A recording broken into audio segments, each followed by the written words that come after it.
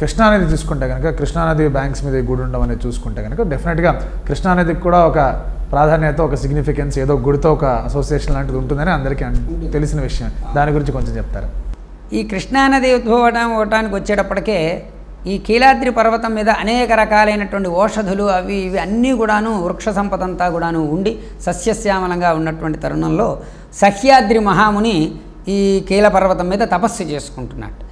తపస్సు చేసుకుంటుంటే దేవతలందరూ కూడాను వచ్చి, అయ్యా ఇలాగా మరి రానున్నటువంటిది వచ్చేది కలికాలము, ఈ మానవ జనావళి అందరికీ కూడాను నీరు అవన్నీ కావాలి అంటే బతకడానికి నీరు కావాలి, ఈ పంచభూతాల్లో నీరే ప్రధానమైనటువంటిది కదా, అందువల్ల ఈ నీరు లేకపోతే ఎవరు ఇది కాదు కదా, అందుకని కృష్ణవేణి మాత భూమికి తరలి వచ్చేటటువంటి ఒక సమయం ఆసన్నమైంది, జగజ్జనని ఆదేశమైంది.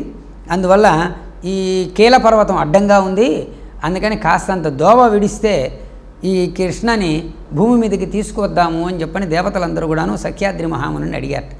ఆ సఖ్యాద్రి మహాముని వెళ్ళి కీలుడిని అర్థించట, ఆయన నువ్వు ఇంత ప్రాకారం మొత్తం అంతా కూడాను ఆవగించేసేసి ఉన్నావు, దోవలేదు, అఖండ కృష్ణవేణి నది అమ్మవారి పాదాల చెంత ఉండి అమ్మవారికి సేవ చేయడం కోసం అని చెప్పని ఉద్భవం అవుతున్నది, రానున్నటువంటి కలికాలంలో నీరు కావాలి కాబట్టి నువ్వు దోవ కొంచెం విడిస్తే ఆ కృష్ణవేణి మాత వస్తుంది, తద్వారా దేశం సుభిక్షం అవుతుంది అని చెప్పని ఈ సఖ్యాద్రి మహాముని కీలుడిని అర్థించాట. సరే కీలుడు సరేనని చెప్పని చిన్న రంధ్రం ఇచ్చాట. ఈ రంధ్రం ఇచ్చేటప్పటికే సహజంగా సూది మొన దూరేది ఉంటే దబ్బనం దూరిస్తామన్నట్లుగా ఆ కృష్ణవేణి మాత లోక కళ్యాణం కోసం అని చెప్పని అరివేర భయంకరమైనటువంటి దీంతో ప్రవాహంగా పరవళ్ళు తొక్కుతూ ప్రవహించేసేసి తాకిడికి ఈ కొండ కాస్త తెగిపోయి ఆ కొండ వెళ్ళి యనమల కుదురులో పడిందిట. దాన్ని తేలుకొండ అంటాం. ఆ విధంగా కృష్ణమాత ఇక్కడ ఈ కృష్ణ కూడాను ఏమిటయ్యా అంటే కృష్ణవేణి నది అంటున్నాం. కృష్ణ అంటే నారాయణుడు, వేణి అంటే ఈశ్వరుడు, అందుకని కృష్ణవేణి నది అయింది అక్కడ. ఈ కృష్ణవేణి నది ఉద్భవం అవడానికి కూడాను చిన్న ఇతిహాసం ఉన్నది. బ్రహ్మ యజ్ఞం చేయడానికి ముహూర్తం పెట్టుకుని చేసేట. ఆ చేసేటప్పటికే సరస్వతి అమ్మవారు ఆ సమయంలో అక్కడ లేదుట. ముహూర్త సమయం దాటిపోతున్నది అని చెప్పని వీళ్ళందరూ కూడాను దేవతలందరూ కూడా కలిసి ఒక బాలికను తీసుకొచ్చి ఆ అమ్మాయికి తో గాంధర్వ వివాహం చేయించి బ్రహ్మకి ఆ పాట యజ్ఞ సంకల్పం చేయించట లోక కళ్యాణం కోసం.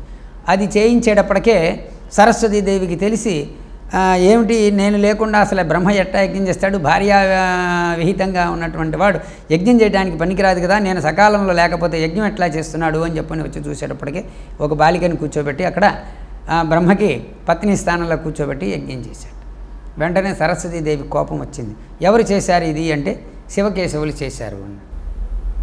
వెంటనే సరస్వతి ఆగ్రహించేసేసి శివుణ్ణి, కేశవుణ్ణి, ఈశ్వరుణ్ణి, విష్ణుమూర్తిని ఇద్దరిని కూడాను మీరు నదులై ప్రవహించి జనసేవ చేయండి, లోక కళ్యాణం కోసం భూమి మీదకే వెళ్ళండి అని చెప్పని సరస్వతి అమ్మవారి శపించిందిట.